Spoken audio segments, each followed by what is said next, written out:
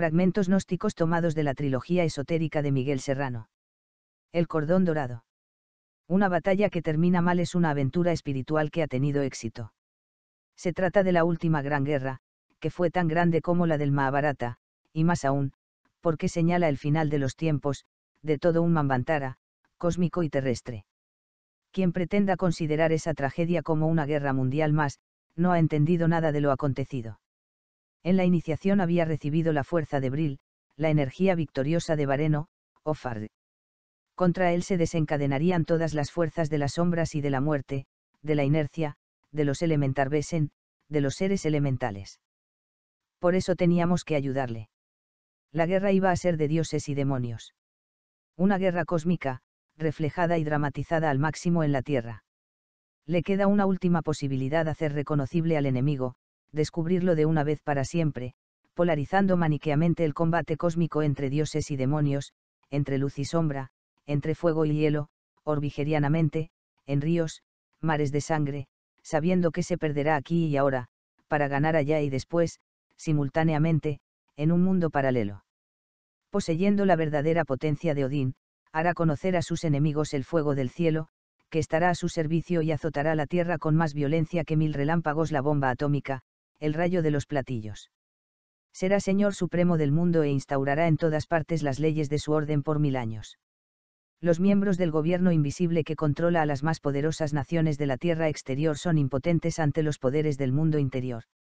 Los síntomas revelan que estarían tratando de ajustarse a sus señales, porque el terror les obliga. Si así no fuera, ya habrían hecho estallar la guerra atómica, que forma parte de sus planes de destrucción y dominio planetario.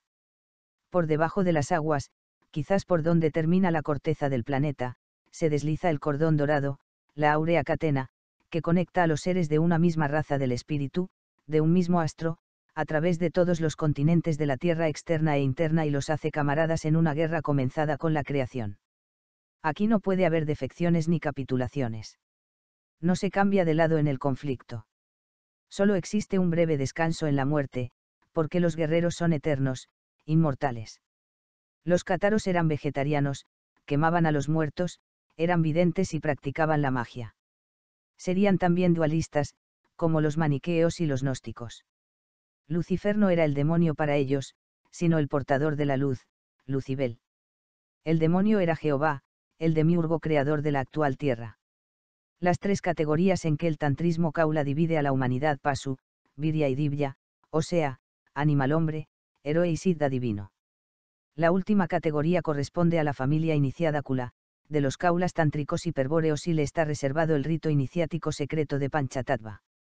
El siddha, u hombre Dios, es el liberado. En la vorágine de los acontecimientos políticos, precipitados por el destino y por las voluntades directoras de las corrientes iniciáticas contrarias, todo se ha interpolado en su manifestación visible, divulgándose una historia adulterada. En el licor de la sangre espiritual, los arios reencontraban el origen divino, su memoria. El soma daba la fuerza aria Vareno, abría el bril, el tercer ojo, permitiendo ver a los antepasados divinos, extraterrestres, de la tierra anterior y el paraíso perdido. Los trovadores germanos practicaban un culto ceremonial, llamado Minnedrinken, en el que bebían en memoria del amor, del recuerdo del amor eterno, de la vida eterna. Seguramente se bebía el soma, la sangre mágica de la raza, donde circula el recuerdo de Hiperbórea, de las sacerdotisas de cabellos dorados, de la eternidad de los hielos, de la estrella de la mañana. Después que Jehová aprisionó a Adán y Eva en un mundo de miserias, Lucifer les aportó la ciencia del bien y del mal, la gnosis salvadora y divinizante, dicen los gnósticos. Opitas, opis quiere decir serpiente. Lucifer es el portador de la luz de la gnosis. El premio del esfuerzo luciferino de la emanación, del hombre semidivino, es su inmortalidad que, de algún modo misterioso, beneficia a la mónada, haciéndola más sabia. La inmortalización de la emanación es, además, con el cuerpo, como lo afirmaban los siddhas tántricos. El inmortal es sacado de esta tierra con el cuerpo, en un carro de fuego, como Enoch. La inmortalidad no es de todos. Deberá ser ganada en batalla despiadada, en cada uno de los días de aquí abajo. Y es conquista de unos pocos vencedores. La iniciación consiste, en parte, en una técnica de reactivación de la memoria cromosomática, dirigiéndola hasta poder completar la melodía inmortalizante, dentro de los márgenes del libre albedrío que aporta al guerrero iniciado la revelación hiperbórea. En toda esta región sudeuropea se extendió una vez una civilización nórdico-germánica, de tradición hiperbórea, con el recuerdo del amor perdido, con su nostalgia y su minne, la que Roma cristiana odia desde lo más profundo de su alma semítica. Cuando nosotros hablamos, por ejemplo, de la sangre, no nos referimos exclusivamente a la sangre biológica, que circula por las venas del cuerpo físico. Pensamos en la sangre de Paracelso, en la luz astral y también en la memoria acásica, o etérica, de los indoarios. Esta es la verdadera memoria cromosómica y no la bioquímica del presente. La sangre, en un sentido espiritual y hermético, es el licor sagrado del soma, algo diferente a lo que nos enseña la biología y la hematología de la ciencia del Kali Yuga, es el sol líquido, por donde circula la memoria de los antepasados extraterrestres, es el gran recuerdo. Una iniciación solar, viril, por oposición a la iniciación lunar, femenina, de la madre, dada a conocer por Diótima.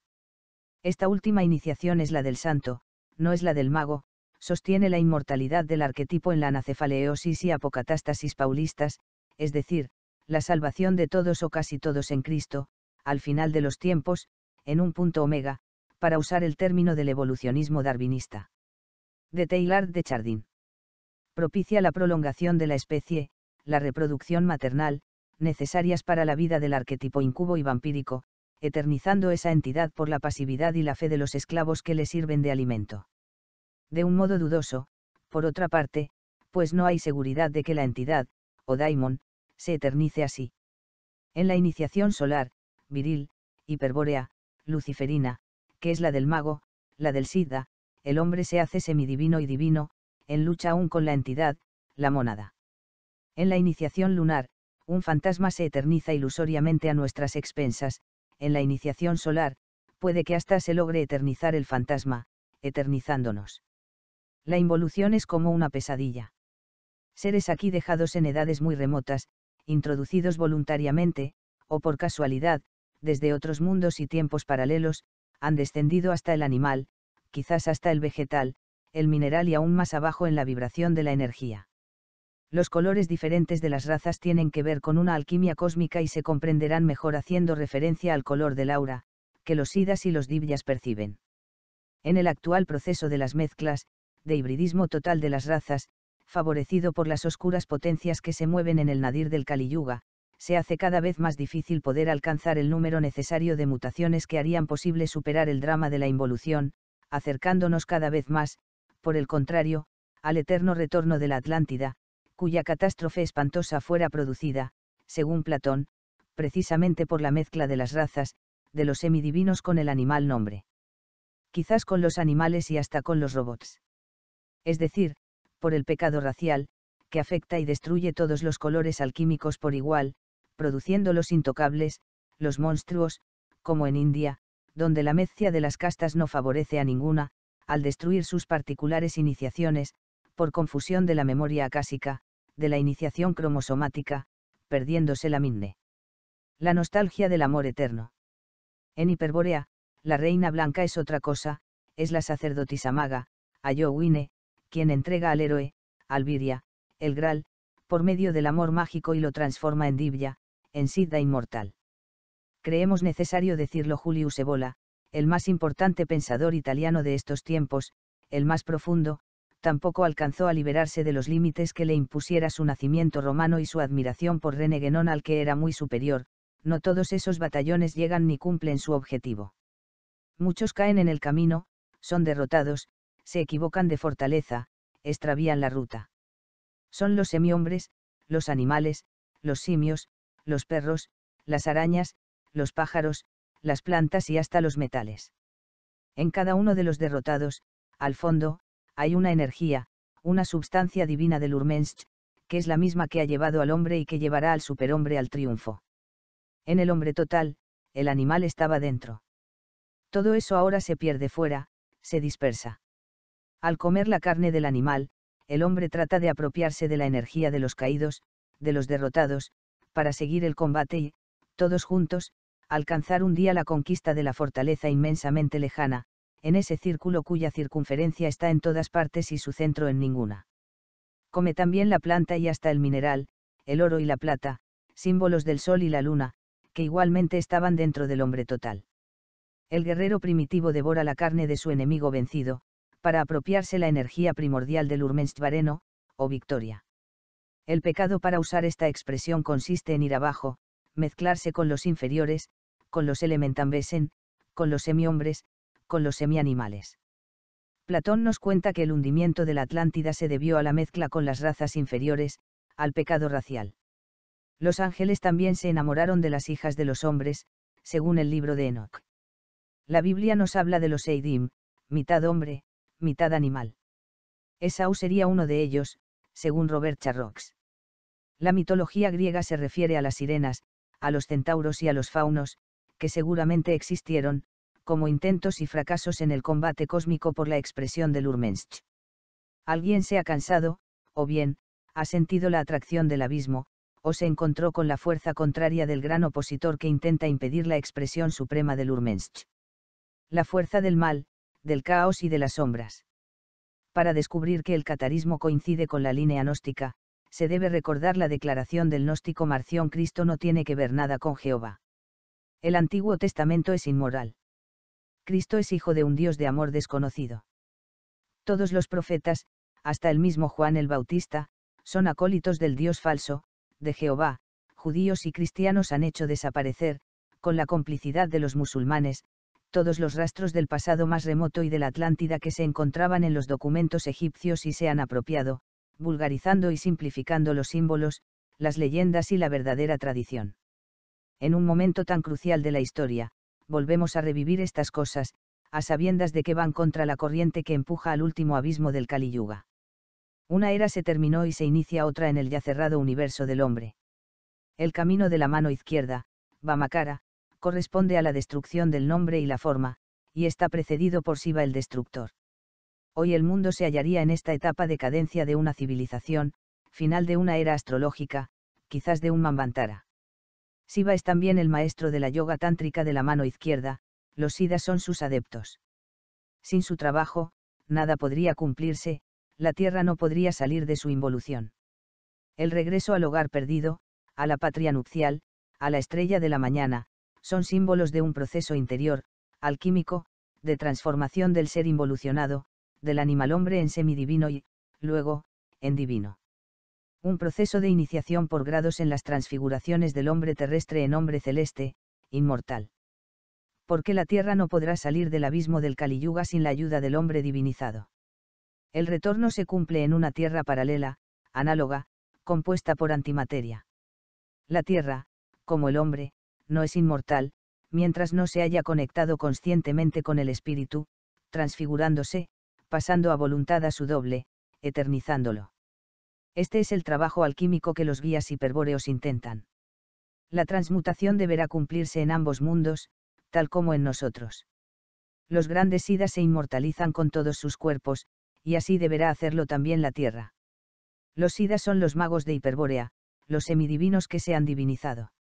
La gran iniciación hiperbórea, reencontrada, la acción de los guías ocultos, que no se muestran sino a los maestros más altos de la orden, dirigiéndoles. Isis, la Virgen Negra, hace nuevamente su aparición silenciosa y triunfal. Toda la civilización naufraga en el maquinismo torpe y crudo, que infesta la Tierra, en la esclavitud del hierro, del electrón, de la electrónica, del protón, de la cibernética, en el reinado de las masas, de la explosión demográfica, de lo humano, demasiado humano, del animal hombre, de lo amorfo, del burocratismo y del colectivismo demoníacos. No hay ya modo de salirse de esto por medios humanos o puramente terrestres. De haberse impuesto el nuevo estilo, la usura de la sociedad de consumo no habría logrado su apogeo alucinante. El capitalismo y el comunismo marxista, dos antinomias aparentes, que se apuntalan entre sí, complementándose en la destrucción de lo divino y lo humano, porque se asientan en las mismas bases racionalistas, habrían llegado a desaparecer sin ruido ni escándalo, sin presentar resistencia. O jamás se habrían producido. Mas, para poder continuar con el opus, hay que poseer el acero de los sabios, la espada de la iniciación, la lanza del Longino, el azufre incombustible. Es decir, un principio inalterable, que no se enciende, que se conserva a través del cambio de estado y que, llegado el momento, es la semilla de un nuevo desarrollo. El semen preservado, no eyaculado. Esto corresponde a la tercera parte del opus alchimicum, a la ópera roja, o rubedo, donde se sobrepasa la condición de apertura estática.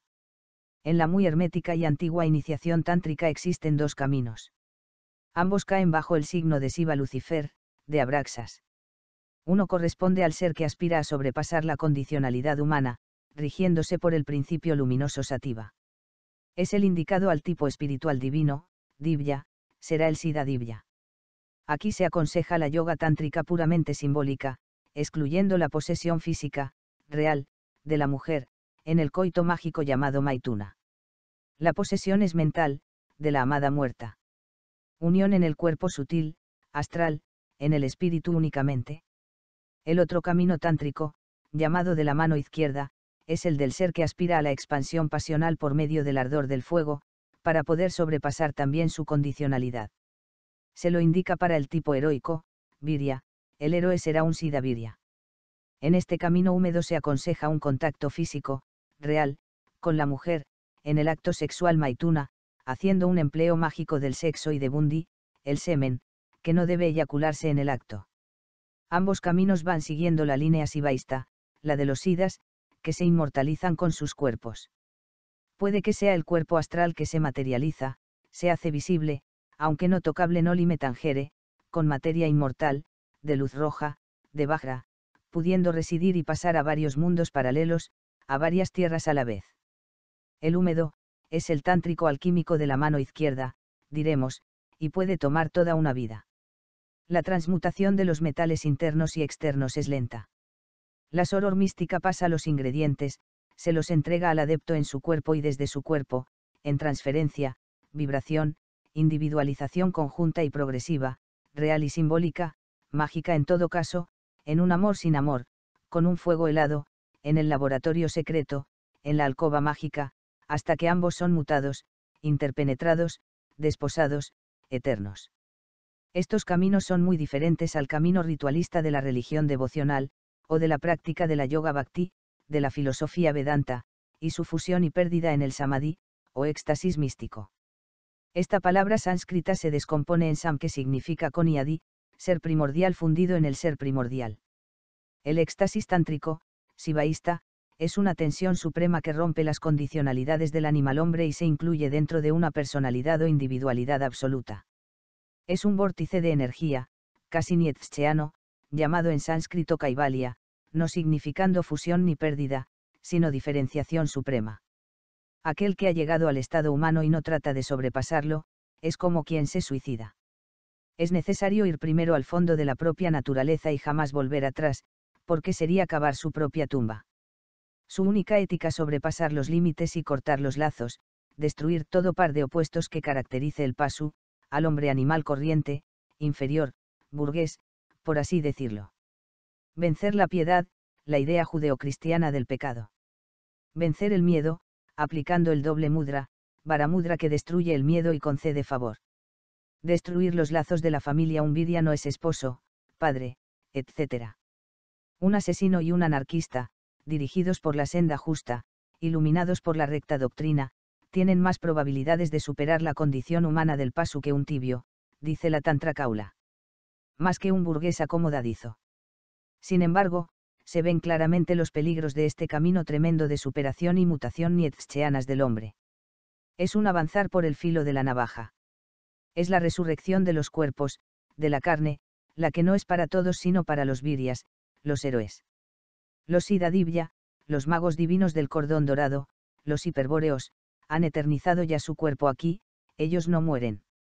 El animal hombre, el pasu, muere para siempre. Sus vehículos sutiles no van al Valhalla de las Valquirias, sino al Niflheim, el Hades nórdico, lugar oscuro, como el Sheol de los hebreos, tal vez los hoyos negros del firmamento, que todos se lo tragan. Sigfrido es un héroe iniciado, un virya que aspira a mutarse en Divya, en hombre dios, en superhombre, en Sonnenman.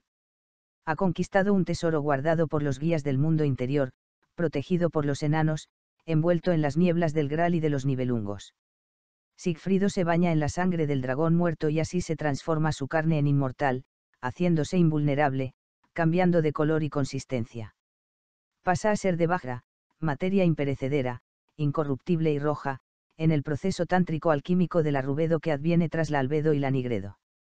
En la tantra es la unión sexual de Shiva y Shakti que da origen al universo, en el Maituna, coito mágico, en el amor sin amor, Shiva debe mantenerse impasible y solo Shakti tendrá que agitarse, actuar. Toda la creación nace de aquí, en sus aspectos estéticos, dinámicos, estables, inmateriales, materiales, conscientes e inconscientes. Las formas de la creación son las diferentes posturas del juego sexual de Shiva y su Shakti, como pueden verse en los muros de los templos de Khajuraho.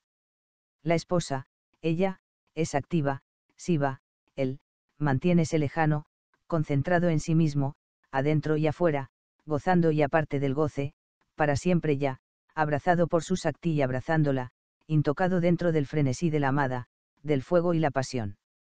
Así debe ser en principio también para el hombre semidivino, donde existe la semilla Shiva, que ha sido oscurecido, identificado parcialmente por la pasión de la Shakti externalizada, de carne y hueso, perdido e incorporado en el amor físico, seducido, arrastrado, envuelto en el noyo de la creación. La Yoga Tantra viene también en su ayuda. Ha sido preparada parcialmente unos 600 años después del comienzo de nuestra era para su uso en el Kali Yuga, o Edad Oscura, cuando el cuerpo se hizo duro, espeso, y cuenta como el único instrumento de salvación, de liberación, que posibilita el retorno al estado shivaísta, hiperbóreo. En una familia polar, el elemento sibílico, pítico se incorpora en la yogini iniciadora del sadhaka, en el amor mágico de la iniciación de la tantra kaula, la más secreta y que habrá de transmutar al sadhaka en siddha. El tantrismo es una doctrina que viene incluida en la revelación de los orígenes y únicamente se codifica en un sistema apto para la realidad del Kali Yuga, cuando el acontecer lo hace necesario. Es necesario recordar lo que Gurdjieff decía del hipnotismo occidental: es solo un balbuceo primario de una ciencia enormemente desarrollada en Mongolia, en el Tíbet y en la región rusa donde él, Stalin y Rasputín se habían criado. Y aún ese hipnotismo era únicamente un retazo de algo más antiguo y desconocido. Es el último batallón, que entrará en combate, en una vibración más alta de la energía, cuando se vea como inevitable la imposición universal de la sombra, de la esclavitud, de la desintegración del planeta. Para los cátaros, el demiurgo de la tierra involucionada se llamó Jehová. Él sería, entonces, el príncipe de la esclavitud, que aspira a eternizarse a través de sus acólitos, en un mundo de esclavos. Cuando la ciudad era visible y los divinos y semidivinos convivían con los mortales, el bril, órgano que permitía comunicarse con el mundo suprasensible, ese poder fulgurante, estaba también activo en el cuerpo de los habitantes de esa tierra. Con él se podía ver la ciudad y entrar en ella. El bril desaparece junto con Agartha. También se sumerge en la raíz del eje polar del árbol de la vida, de la columna vertebral. Pero volverá a la superficie, junto con la ciudad y con el retomo de la Edad Dorada, tras la desaparición de la Tierra Oscura. En la tierra de Apulia, en Andria, donde es difícil llegar, he ido a ver el castillo cósmico de Federico II de Hohenstaufen, Castel del Monte. Este mago emperador 1194-1250 fue la última esperanza de los cátaros sitiados en Montsegur. No pudo ir en su ayuda, porque él mismo alcanzaba ya su fin y el de sus grandiosos sueños, tan parecidos a los de Julián el Apóstata, de instaurar en la tierra visible el Imperator Mundi, la ciencia hiperbórea y solar, el soberano conectado a los poderes divinos, invisibles, por oposición a los sacerdotes lunares de la religión cardíaca de Roma. El destino de estas gigantescas empresas pareciera ser la pérdida de la batalla material para poder tener éxito en la tarea espiritual de mantener viva la ardiente semilla que hará posible un nuevo resurgimiento. Al igual que las ruinas de Montsegur, Castel del Monte es monumento maldito hoy, ambos son luciferinos. En verdad, son unas puertas de salida, de escape, de paso a los otros mundos, a la tierra interior, creadas completamente por la magia de una ciencia superior y antigua, la del cordón dorado, venida desde la Atlántida e Hiperbórea, tal vez, desde otros astros. La masonería, nacida en Escocia en 1717, utiliza algunos símbolos templarios y rosacruces, adulterándolos o mezclándolos de preferencia con el ritual y simbología judíos, que han pasado a predominar. La masonería ha sido controlada por las fuerzas secretas que empujan en dirección del oscuro fin del mundo, de la crisis final del Kali Yuga. Los iluminados de Baviera están metidos en el centro de los acontecimientos. De ahí vendrá el término de iluminismo y de siglo de las luces. Las tácticas y la organización de esta logia fueron seguidas exactamente por Marx y Lenin. Los iluminados hablaban de dos generaciones, por lo menos, de una dictadura feroz, antes de poder imponer el gobierno sin gobierno de la igualdad, fraternidad y libertad, el reino de la razón. También Napoleón es iniciado en la fraternidad de los iluminados de Baviera, además de otras logias. Así se explica su ascensión meteórica. Todo movimiento que aspire a restaurar un tipo de iniciación hiperbórea y un poder terrestre conectado con las fuerzas del cordón dorado, deberá hallarse dramáticamente en conflicto con las corrientes y organizaciones que hoy manejan la Tierra. La bolchevización mundial, el último peldaño de la involución del Kali Yuga, el imperio mundial de los esclavos, el reino de los hombres hormigas. En un sistema como el bolchevique, donde todo se centraliza bajo la dirección del Estado, quien controla el Estado, lo controla todo. Las democracias ya no sirven como sistema de control planetario, en un mundo donde la explosión demográfica y la revolución tecnológica materialista son las coordenadas fundamentales. El contacto con los dirigentes secretos, que lo deciden todo y que no se dejan ver en la superficie del poder político de ese tenebroso mundo, es con el superior invisible, llamado príncipe de la esclavitud, para que esa energía espiritual pueda irrumpir en el mundo donde reina la entropía, venciendo la decadencia y la muerte, requiérese de mentes y personalidades semidivinas que la reciban y la proyecten aquí con desprendimiento. Es un trabajo de dioses, o semidioses, que no podremos saber si se ha llevado a cabo alguna vez. Los guías no actúan directamente, teniendo que depender para su acción de los de aquí, quienes, a menudo, son arrastrados por sus pasiones, o por meras creaciones mentales, fantasmas de la mente y del yo. Y fallan. Por otra parte, las fuerzas contrarias poseen el dominio casi total de las palancas de la historia. El dios de los perdedores ha tenido siempre la extraordinaria posibilidad de transformarse en dios de los vencedores. En este eón aún no lo ha conseguido. Sin embargo, un día lo logrará. El cuarto estado, tras los fracasos de restauración de la Edad Dorada, será el del dominio de lo colectivo, de los esclavos de la máquina, del hierro, de los hombres de hierro, de los autómatas, de la burocracia planetaria, de los robots, de la destrucción del alma viva de la Tierra. Todo rey o mesías mundial que se produzca en esta época, por medio de la contrainiciación, no será más que un golem, una falsificación, desconectado de los verdaderos guías de Hiperbórea y de la realeza divina. Solo por el espíritu y el poder de la magia, vencedores de la entropía, podrá superarse el Kali Yuga, remontando la involución. Solo por el hombre inmortalizado. Se acaba el tercer estado, el de la burguesía, se entra de lleno en la catástrofe, en la pendiente final del Kali Yuga. Las potencias que dirigen el drama son las de la inercia, del caos y la nada. Es decir, Satán. Se deberá recordar que para los gnósticos y los cátaros Jehová era Satán, el demiurgo del Kali Yuga, creador de la tierra inferior. El contacto con las jerarquías divinas hiperbóreas se hace cada vez más tenue. Tal vez se trata ya de salvar únicamente a los elegidos, merecedores de pasar a la nueva tierra. En toda la historia de la creación no hay más que una guerra, una gran guerra, que aún no termina. El lector intuitivo podrá captar lo que se oculta. Sabido es, también, que todo libro o documento verdadero ha sido hecho desaparecer a su debido tiempo en la historia conocida de los hombres. Es la gran conspiración. El último avatara. Es el misterio del tulku, del budismo tántrico tibetano y del bodhisattva, que no encarna en uno, sino en varios. De un dios, o ser liberado, que vuelve a la tierra voluntariamente para ayudar al hombre a transmutarse en ser divino. Pero no a todos los hombres, solamente a los héroes, a los viras, a los semidivinos involucionados. Nunca al animal hombre. Contra este divino esfuerzo de alquimia espiritual, luchan los elementarbesen, los elementales demoníacos, las fuerzas del mal y del caos.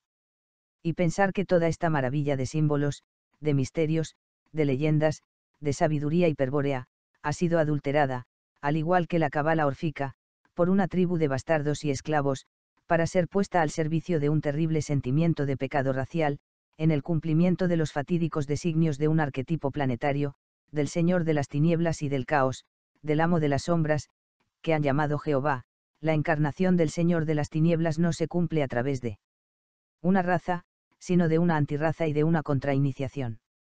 En el misterio de ese pacto con una entidad no humana, que lo necesita, porque únicamente a través de él podrá cumplir sus fines de disolución y caos, empujando hacia la nada y llevando a la consumación su guerra contra los representantes de la otra luz. Él les dará el mundo material, como lo prometiera, siempre que cumplan con sus leyes, en especial con las disposiciones que atañen a la antisangre. Y le rindan culto y sacrificios.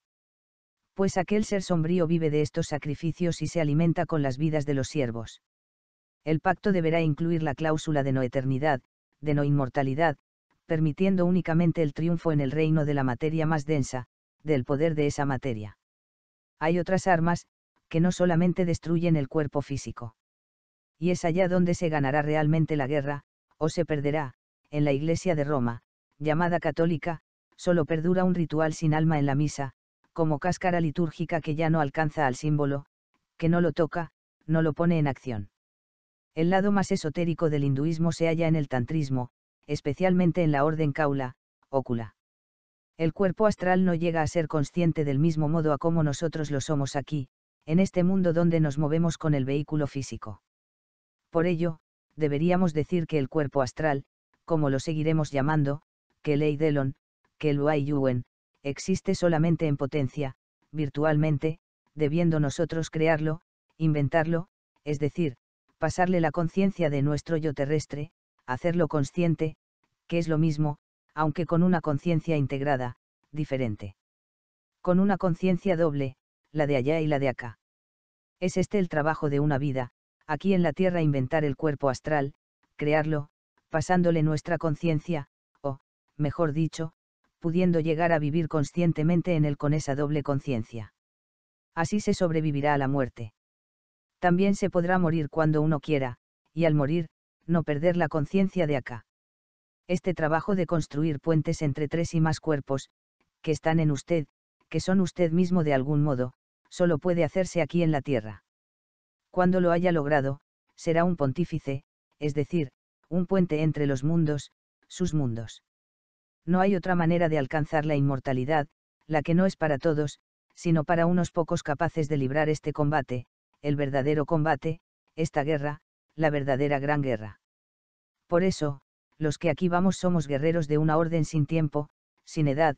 Usted está siendo traído a este combate por su propio destino, por su cuerpo astral, que le pide, le exige que lo lleve a la vida consciente, que lo conecte con otro cuerpo de una gnosis divina, superior. El cuerpo astral tiene idéntica forma al físico, aunque en blanco y negro, digamos, encontrándose como al otro lado de un espejo. No todos lo poseen, fue patrimonio de los arios y se ha atrofiado, como el bril. Solo los viras pueden resucitarlo. El cuerpo físico es el hijo de la madre, mas, el cuerpo astral es el hijo del hombre. Usted tendrá que darlo a luz. ¿Ve usted? Se ha llamado a Cristo el hijo del hombre, porque Cristo es el cuerpo astral, que debe nacer, resucitar, dentro de nosotros mismos. Es el hijo de la inmortalidad, de la eternidad, por ahora, no es más que una nebulosa, un fantasma informe, una sombra atrofiada, que le está pidiendo a gritos que lo vuelva a la vida, que lo resucite, que le dé una forma, su forma, que le dé un rostro. Pero no se olvide, el cuerpo astral, el hijo del hombre, del guerrero, no es igual a usted, solo en parte se le parece, porque tendrá dos rostros, mejor dicho, solo una mitad de su rostro será igual al suyo, la otra mitad será igual al de un ser que aún no aparece en su vida, como ya podrá entender, todo esto es un combate definitivo, esencial, y los que conmigo van son mis guerreros, porque nuestra orden es una orden guerrera, la más antigua, la más sagrada. Es esta la muerte mística de los antiguos misterios y de las iniciaciones. Por esto los arios son los nacidos dos veces, es decir, los iniciados, los que han muerto aquí a voluntad y ya no mueren en la muerte física natural, porque entonces viven en su cuerpo astral, en el hijo que dieran a luz el Hijo del Hombre. Mientras viví en Suiza, se publicó en ese país la lista de los masones helvéticos más importantes. Y en ella aparecía el profesor Jung. Jung define el inconsciente como la matriz de todos los fenómenos diferenciados, religión, música, arte, etc. Lo que tampoco nos dice nada. Lo hemos venido discutiendo desde el comienzo de esta obra y no vamos a insistir. Toda la terminología junguiana, prestada o derivada del psicoanálisis, deberá ser reemplazada por la legendaria y hermética, si es que queremos llegar a alguna parte.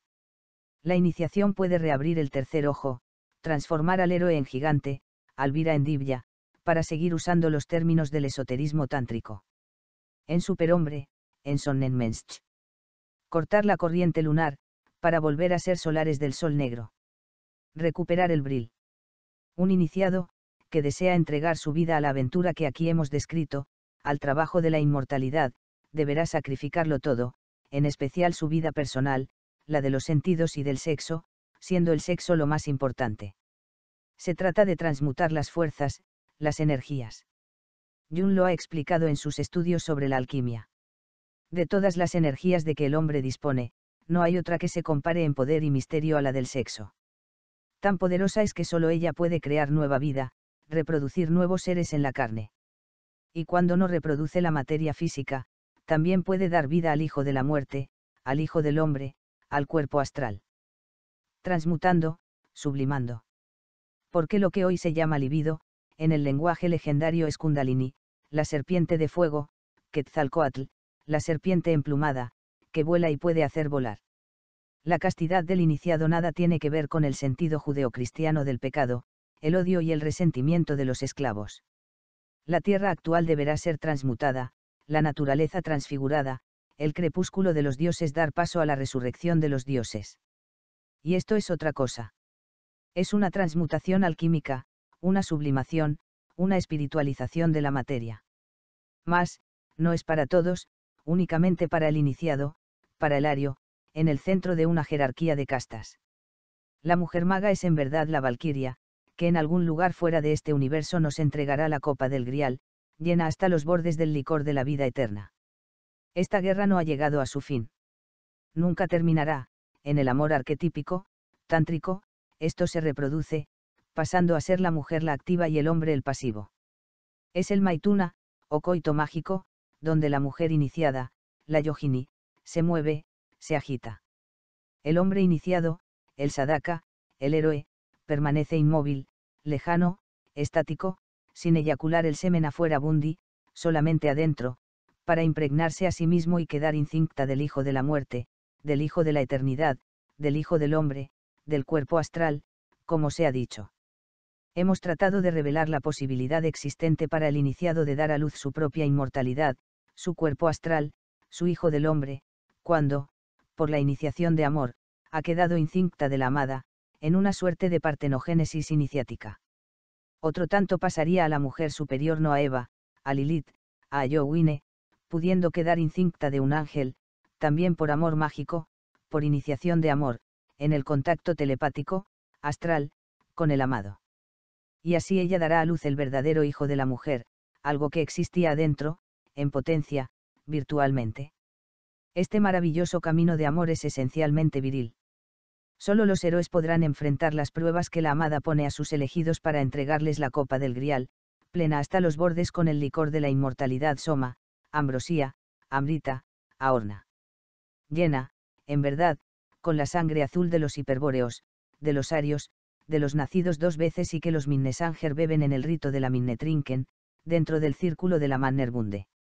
Hiperbórea no se incluye totalmente en un tiempo histórico, se sitúa fuera de la respiración de Brahma, de la creación demoníaca del demiurgo Jehová, es el amor de la eternidad, de la inmortalidad. Porque solo existe una ella hiperbórea para un el hiperbóreo en todos los universos y más allá de ellos. Y es crimen y suicidio espiritual traicionar a la amada eterna.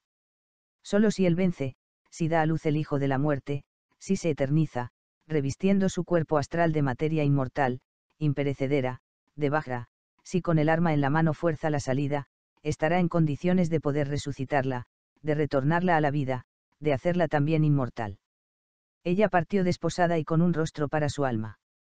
El rostro del amado, debiendo continuar el camino de su iniciación, de su inmortalización, sola al otro lado, pero telepáticamente unida a él, como su valquiria. Ahora le espera en el Valhalla, para curar sus heridas y reconstruir sus cuerpos destrozados, si él muere en el combate. también para entregarle la copa del Grial, de la vida eterna, llena hasta los bordes con el licor de la inmortalidad.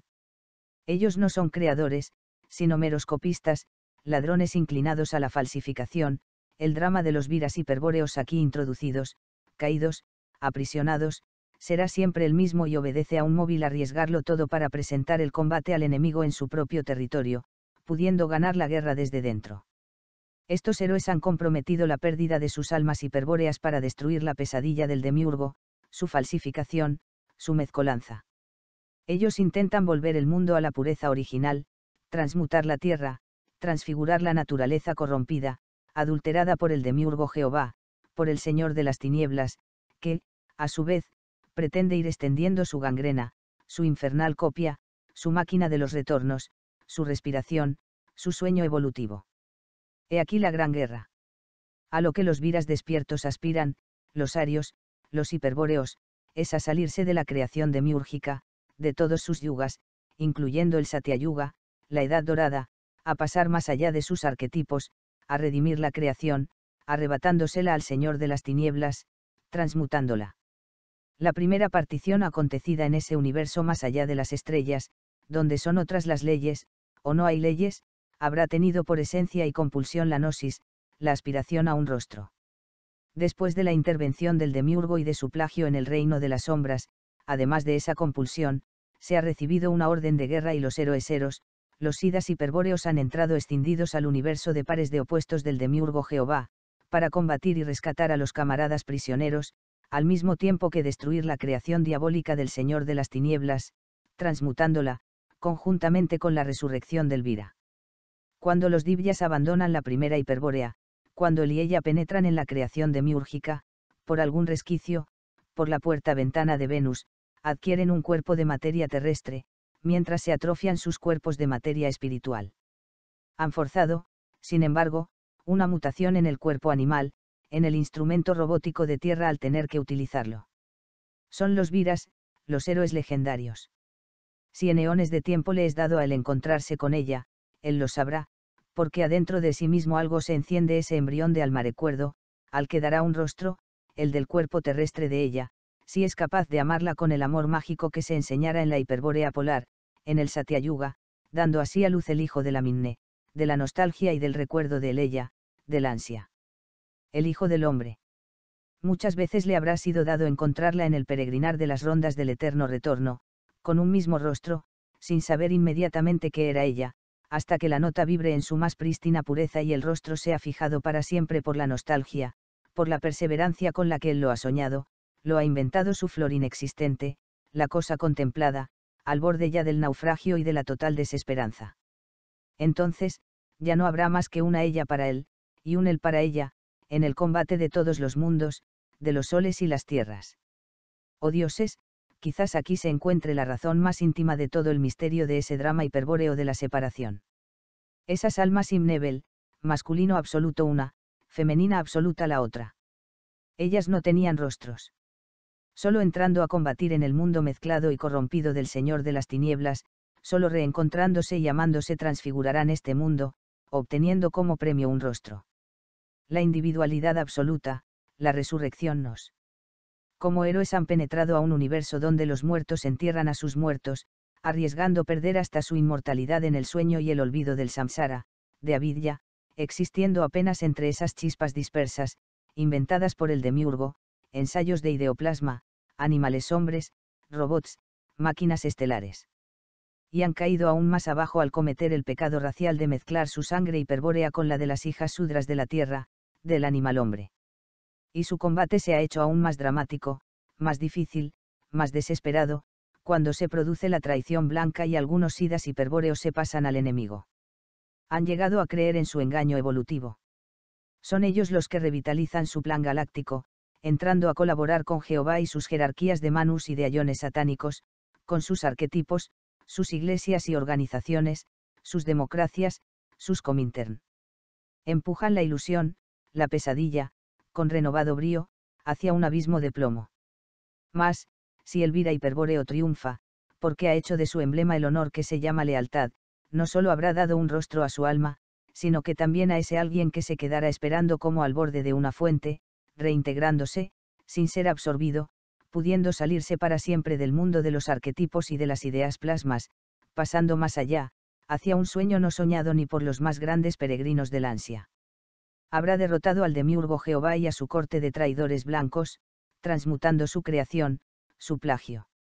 Tras la partición de ella y ella él, a medida que él y ella se alejan, a través de estrellas y constelaciones, donde la manifestación ilusoria del demiurgo se reproduce y se repite en el ideoplasma, en los infinitos pares de opuestos, porque a mayor distancia de la respiración primera el número aumenta, hasta hacerse incontable en el Kaliyuga, la minne hiperbórea se obnubila. Cada vez más espeso, más sombrío, el demiurgo imprime las formas recortadas de sus minerales, vegetales, animales y simios hombres. Sin la ayuda de los divyas traidores, de la caída y de la mezcla de muchos otros, habría sido incapaz de dotar de energía y conciencia a sus robot golem. El demiurgo moviliza sus legiones arquetípicas, angélicas, contra el héroe hiperbóreo para impedir que pueda cumplir ese sueño no soñado ni por los más grandes utopistas. A medida que se desciende en la expiración, disminuyendo la energía, aumenta la cantidad junto con la densidad. Es el mundo gregario del demiurgo Jehová. Hay dioses y diosas hiperbóreos, divyas que se aventuran a descender tan bajo, para imprimir dolorosamente su sello en ese plasma demiúrgico, en esa expiración por ellos no producida, en esa malla, para intentar revertiría, transfigurarla, al mismo tiempo que buscan lo que extraviaran. Dioses hiperbóreos encarnados tan abajo, tan oscuro y que han perdido a veces la memoria del origen, la razón de la aventura heroica del combate, en la mezcla con los hijos de los hombres, en el contacto con los animales, los minerales y las plantas, corrompidos por el demiurgo satánico. Los robots que él formara. Y es aquí, en estos oscuros planos de la manifestación, en las edades donde como un río circula el tiempo, donde el héroe hiperbóreo, el hombre divino, podrá derrotar al señor de las tinieblas, inmortalizándose al recuperar su ella. Resucitando, naciendo otra vez, haciéndose un ario. Porque únicamente aquí le es posible desposarse doblemente, dentro y fuera de su alma, dándole el rostro de carne, inmortalizado en Vajra, con el bril, al parir el Hijo del Hombre. Solo aquí Elvira se habrá personalizado, haciéndose consciente de sí mismo, alcanzando la individualidad absoluta. El Sadaka y su Yogini, unidos y separados para siempre, el ella y ella él nuevamente, pero con el rostro del hombre y la mujer absolutos, camaradas, amantes, salidos, escapados ya del círculo de los círculos. Juntos a aquel que se quedó esperando en el límite del tiempo. 1, 2, 3, 4, 5, 6 la runa Agal. La estrella doble de la mañana, el sol negro, el rayo verde. Solo aquí en la Tierra se entrega la posibilidad de cumplir ese rito iniciático venido de la segunda hiperbórea polar, del Satyayuga, de la Edad de Oro, la iniciación de amor, enseñada por las magas hiperbóreas y que dona la inmortalidad de la personalidad absoluta, la recuperación del dios y de la diosa con un rostro para el héroe y su valquiria. Solo para los divinos elegidos, para los divyas y los semidivinos viras es posible esta iniciación de amor, el ritual del Panchatattva, el sadhana, la acción sincronística de desposarse dentro y fuera. Allá, en el más lejano norte, que hoy es el más lejano sur en los oasis del hielo, en el monte de la revelación, junto al sol negro de la medianoche polar. Solo a las dos primeras castas que en la hiperbórea polar fueran una ativarnales es posible el segundo nacimiento de la iniciación de amor, únicamente a los divinos y semidivinos exiliados en esta tierra. Nunca al Sudra, al Chandala, al animal hombre, al número, a la cantidad. Por donde entran a este mundo adulterado los divyas hiperbóreos. Lo hemos dicho por la ventana de Venus. Por la estrella de la mañana, hoy Dieue, Posporo, Lucifer. Por ahí entran Arbarisabris y Ayowine, en busca de conquistar sus rostros. Por donde salen los héroes triunfantes, por donde se escapan del círculo de los círculos, abriéndose paso con las armas en las manos. Por la estrella de la tarde, Yepun, espero esperas, el hermano de Atlas, la estrella vesperal. Por Botan, con Botan. A través de enormes espacios de tiempo, de kalpas, manvantaras y yugas, la memoria del héroe hiperbóreo es ya apenas un débil eco que a veces resuena como el cuerno de Siegfried, herido de muerte en el bosque de encinas patriarcales. La memoria de la sangre, la minne hiperbórea se ha borrado casi en los abismos del Kaliyuga. Es por esto que se hace necesaria la venida de algunos liberados que aquí descienden, como avatar, en los instantes más críticos, en el interludio del Sanghya, o del Sanghyansas que ellos transmutan en el yuga hiperbóreo de los héroes. Traspasan su fuego por unos intensos y cortos periodos, para estremecer al universo del demiurgo y espantarlo. El avatar despierta la memoria de la sangre hiperbórea, destruye las sombras del ensueño de Maya, del samsara, agita las almas de los héroes, y les lleva nuevamente al combate de su gran guerra. Danzando como Sivanataraja les recuerda su patria divina, la primera hiperbórea. Es este el sacrificio del avatar, su descenso, que aquí viene a ayudar a los suyos, imprimiendo su sello arquetípico hiperbóreo, de fuego mítico, en el plasma demiúrgico, adquiriendo por un cortísimo tiempo su forma humana, y así regenerándolo, porque con su encarnación hace posible una alquimia de transmutación y el retorno, la vuelta hiperbórea de sus guerreros más leales. Los verdaderos arios, los elegidos. Como todas las cosas que suceden del quinto plano de la manifestación hacia abajo, cuando ya la expiración se ha hecho débil, encontrando, además, esa extraña fuerza enemiga que lo adultera todo, conjuntamente con el yuga de Kali, con la sombría edad del hierro, también la creencia en la reencarnación ha pasado a ser una fantasía más, diabólicamente falseada por las mentes inferiores, la superstición y la ignorancia. Lo que debió comprenderse simbólicamente, ha venido a ser tomado al pie de la letra, de modo que, conjuntamente con el exoterismo cristiano y su inmortalidad para todos, compone la religión y la fe de las masas. Está hecha para ellas. Un exoterismo gregario, un opio para el pueblo, no existe por ello inmortalidad de lo personal, de lo individual, mientras no se haya individuado en la personalidad absoluta. Y esto no es posible a todos. El camino de Devayana, el de los dioses, el del norte, es para el héroe, para el guerrero hiperbóreo, para el ario, que se ha jugado la eternidad y la inmortalidad en un combate muy duro, en una gran guerra, de todas las horas e instantes de su vida terrestre. Los otros, que cruzan el umbral de la muerte física, podrán continuar por un tiempo una existencia larval, fantasmal, hasta que se cumpla la segunda muerte, donde el cuerpo astral es disuelto en el éter, así como el cuerpo de tierra ha sido disuelto en la tierra. No hay inmortalidad para todos, solo para unos pocos. La mayoría son muertos que entierran a sus muertos. Y la reencarnación, así entendida, es lo mismo que si no existiera. Porque el que reencarna, no lo recuerda, por la razón de que no hay nada individuado que reencarne, que pueda recordar, que tenga memoria. Y si la tuviera, no reencarnaría, solo retornaría, y un número limitado de veces, porque habría tomado el sendero de Vayana. A no ser que sea un bodhisattva, un tulku, un avatar, que vuelve a voluntad y que no usa un solo cuerpo, sino muchos.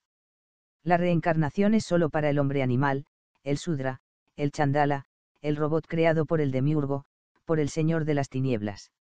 En forma por decir mecánica, automática, se reproduce, se reencarna, con distintos cuerpos, cambiando de sexo, de hombre a mujer y hasta en animales. La ilusión de una ley kármica sirve al demiurgo tiránico para mantener sujetos a sus esclavos de la Atlántida. Es decir, la reencarnación de los espíritus vitales y de la fantasmagoría de un yo, creado copiado en forma también arquetípica por el demiurgo, rige solo para el animal hombre, para el chandala.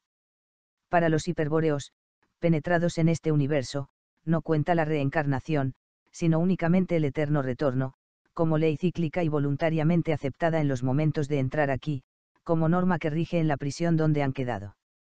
Mas, aún así, el número de retornos deberá ser limitado, sirviéndoles únicamente de oportunidad para librar su combate contra el Señor de las Tinieblas y para inmortalizarse, resucitando como divyas absolutos, como personalidad total, pudiendo arrastrar consigo el universo demiúrgico redimido, transfigurado. El hombre tendido está como muerto. Podría pensarse que Kali lo ha sacrificado de verdad. No es así, pues la muerte es solo aparente, correspondiendo a la muerte mística de la iniciación, ya explicada. Y esa mujer diosa representa al cuerpo astral del Vira, a su ella recuperada, el Lingasarira.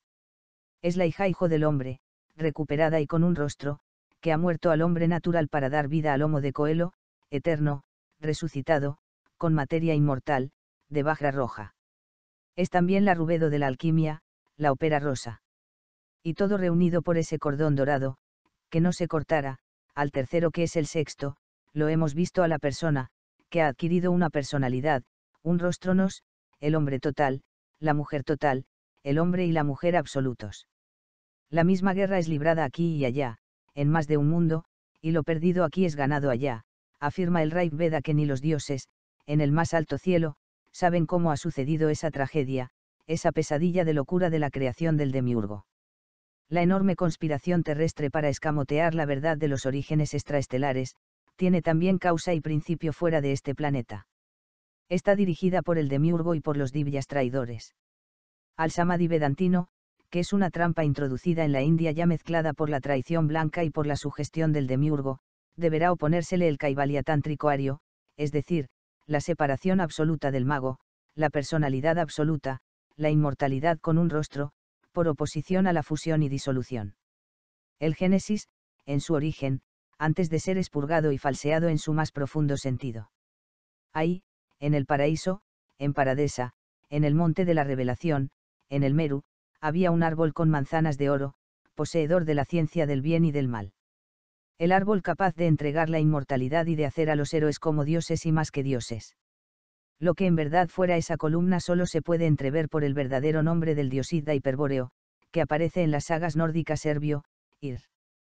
Quiere decir poder. La columna fue así un poder que poseían los hiperbóreos, los divyas, los sidas, que pierden al mezclarse con las hijas de los hombres. Con este poder les era dado mantener abierta la ventana de entrada, la puerta de salida, en la estrella, la conexión con la primera hiperbórea. Era el bril, una suerte de rayo que se proyectaba desde el entrecejo y que ha quedado reducido a una pura virtualidad en las glándulas pituitaria y pineal, calcificadas en el Kali Yuga. Las runas son también mortalmente odiadas por los representantes del Kali Yuga, por el animal hombre, por los esclavos de la Atlántida y por los acólitos del príncipe de las sombras, de la esclavitud, de la mentira y de la fealdad. Los signos de las runas son únicos entre los alfabetos mágicos, con perfiles agudos, simétricos, se parecen solo al cuerpo de los divyas hiperbóreos. Los ejercicios rúnicos, la yoga rúnica del cuerpo, impregnan su materia de vibraciones mágicas. Quien conozca su runa, adquiere el poder de la disolución y reintegración de la materia, de la muerte voluntaria y de la resurrección. Podrá hacer vibrar su nota en la tonalidad más alta. Salirse, así, del círculo de los retornos. El término vira, empleado a menudo en este libro y en el cordón dorado, pertenece al tantrismo y se refiere a una fuerza viril, heroica, que actúa a contracorriente y que posee el sadhaka, o iniciado tántrico. Por esto pasa a ser sinónimo del héroe que combate por reinvertir el proceso de la entropía de la involución en el plano donde actúa el demiurgo Jehová, saliéndose del círculo de los círculos, del eterno retorno, hacia algo no soñado ni por los más grandes utopistas. El mayor peligro para la fuerza del Vira se encuentra en el miedo y el deseo. El Varamudra destruye el miedo y el deseo, y concede el favor hiperbóreo. Asgard es entonces el Himmelsburg, el castillo del cielo, donde Wotan y sus valquirias aún preservan las runas sacras, para entregarlas, junto con su secreto, a los héroes que luchan por inmortalizarse, a los Vira que se transmutarán en divyas.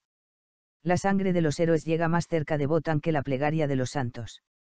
El héroe guerrero necesita en especial del honor y de la lealtad, del poder de la fe Glaubenskraft, perseverando en la fe, hasta que el Bril cree la cosa contemplada. Así, el árbol está simbolizando el descenso del Urmenschel-Siddha hiperbóreo en la materia terrestre, en los reinos más duros y espesos. De cabeza hacia abajo, como la runa YR. Muerte del espíritu en la materia. Desaparición momentánea del Siddha Divya. Pero del Divya que desciende, que involuciona, junto con expirar tiene en sí el poder de retornar, resucitar. Este poder está oculto en su propia fisiología hermética, embrionaria. Únicamente ha perdido la memoria, la sabiduría. Deberá despertarla. Hemos visto que el Vira exiliado posee más de un cuerpo. Los mundos cielos en la terminología gnóstico-cátara, por los que transita combatiendo se hallan dentro del cuerpo del arquetipo Manu, servidor del demiurgo, también un Gotolicher macrocosmos. Dentro del círculo de los círculos todo se repite, como los ecos de una nota arquetípica. Así, el cuerpo del Divya estará compuesto de tantos otros cuerpos como los planos de materia espiritual y materia material por los que atraviesa al entrar en el mundo del demiurgo. Por ello, el cuerpo de materia terrestre deberá poseer en sí el órgano apropiado para conectarse con el cuerpo astral, embrionario por atrofia y olvido, pudiendo ser capaz de recrearlo, resucitarlo, inventarlo, además de inmortalizarlo, uniéndolo con un cuerpo mental aún más sutil. En el cuerpo astral también se encuentra otro órgano clave que hace posible unirse con su mónada, con aquel que se quedara esperando al borde de una fuente. Ese órgano es la runa Tor, a la que corresponde la letra torio del nombre Tule, la runa del regreso con un rostro a la hiperbórea celeste, preservando el yo, para no ser absorbido por la inspiración y devorado por el demiurgo, señor de las tinieblas. Así, el hombre renace en varios mundos a la vez. Cada mundo estaría representado por uno de sus cuerpos castillos, hallándose presente en todos, aun sin saberlo, pues tiene conciencia de uno solo, del de la tierra, del Herdasburg. Solo al encontrar la clave para desarrollar su lingasarira, o cuerpo astral, el guerrero de Botan podrá abrir la puerta que comunica con el plano mental, pudiendo vivir en más de dos mundos. Se ha hecho ubicuo. La fuerza de las runas produce vibraciones en el cuerpo astral, pasando a ser mediadora entre los planos del espíritu, del alma y del cuerpo. Centros proyectores de estas fuerzas son también los chakras, vórtices de energía luminosos. La magia de las runas activa las vibraciones de estos centros. Sus ruedas se ponen a girar como esvásticas, vertiginosamente. A cada rueda, o chakra, corresponden ciertas runas. De igual modo, a cada chakra astral, corresponde un órgano nervioso en el cuerpo físico, un plexus, una glándula, con sus secreciones internas dirigidas por los vórtices astrales. Cuando las runas activan las vibraciones astrales de los chakras, conectándolos entre sí, posibilitan la conciencia de esos centros de luz, porque esas ruedas también son centros virtuales de una conciencia diferente. El plan diabólico se dirige a producir nuevamente el monstruo del hombre de Neandertal. También los divinos, los dioses hiperbóreos, que han entrado a combatir dentro del universo recurrente del Uno, Jehová, del Señor de las Tinieblas, han quedado prisioneros de su eterno retorno, debiendo aceptar su ley kármica, cíclica. Repitamos, en la expiración, el aliento del demiurgo Jehová va descendiendo a planos de menor intensidad de la energía, donde ya ni siquiera sus jerarquías de servidores vienen, sino que crean sus medios de trabajo, de investigación, sus máquinas, sus robots, aunque siempre las compongan a su propia imagen. Cuando aquí llegaron los divyas hiperbóreos, habrán pensado hacerlo por muy poco tiempo, el que pudieran resistir, aunque esto fuera en la Edad Dorada. Pero algunos de ellos se prendaron de las hijas de los hombres, de los animales hombres, debiendo quedarse como prisioneros. Los hijos de este primer pecado racial fueron los héroes de los tiempos idos, los semidivinos, los arios, los viras, que aún podrían retornar al mundo divino, transmutándose a la inversa, por medio de la iniciación de amor. Por haber vivido directamente la experiencia en este plano de la impregnación demiúrgica, deberían alcanzar más alto que los mismos dioses, ser más que ellos, salirse, en un sueño no soñado ni por los más grandes peregrinos del ansia. He aquí la diferencia entre las dos humanidades terrestres, la semidivina y la únicamente animal, la de los robots, la de los esclavos de la Atlántida. Es posible también que la elección de habitar con el hombre, en la dura tierra, sea un acto de heroísmo, además de una derrota. Las grandes guerras de los Kauravas y Pandavas en el Mahabharata, la de los Vanes y los Ases, serían guerras punitivas en contra de los que se mezclaron, enturbiando su divina sangre. Y es en estas guerras cuando aparecen con más frecuencia los vimanas, los discos de luz, al igual que hoy, en las grandes crisis de los tiempos, en el final de un ciclo. De allá han venido los hiperbóreos, entrando a este círculo de los círculos por un repliegue topológico, por la ventana de Venus, o por un clic de la mente. Sin ese recuerdo, sin esa memoria, todo se habría perdido para siempre. Allí, frente al Graal, escuchando la propia sangre, su música, junto al fuego, los hiperbóreos cumplían con el rito de la Minnetrinken, bebían su sangre, preservando la memoria del origen, para así darse ánimo en la increíble aventura aquí emprendida, en este exilio en la materia, en esta guerra sin cuartel contra el enemigo que se sabe les va acercando. Y porque el tiempo se acelera en estas regiones, que se harán sombrías y heladas. Las Agedisen, las vírgenes del sol negro, exhortan a los héroes a apresurar la boda, el matrimonio mágico, junto al fuego. Ellas son las esposas del fuego. La vida y la muerte dentro de la tierra del demiurgo. La forma del divya, del urmensch, del hombre original, le es aportada por la runa. Es ella la que se imprime aquí. Se halla ahora en el mineral, como aspiración tal vez inalcanzable. Y afuera se reproduce, en tanteos, en ensayos, o copia del demiurgo, completamente fracasados, como el mono y el hombre de Neandertal. Y el cuerpo de 2 brazos, de 2 piernas, de una cabeza, de 5 dedos, solo es una máquina, la reproducción de un arquetipo copiado por el demiurgo Jehová y proyectado por su respiración en su universo recurrente. Para trabajar con esa máquina, en este espeso mundo, su mal plagiador no necesitará bajar. Bastará con ese golem, con el hombre de Neandertal y su lenta e imposible evolución e involución, a través de eones de tiempo y de tremendos desastres. El que lo está utilizando, no tiene prisa. En verdad está jugando, danzando dentro de su maya ilusión. Pero he aquí que algo enorme acontece, fuera del sueño de ese jugador diabólico.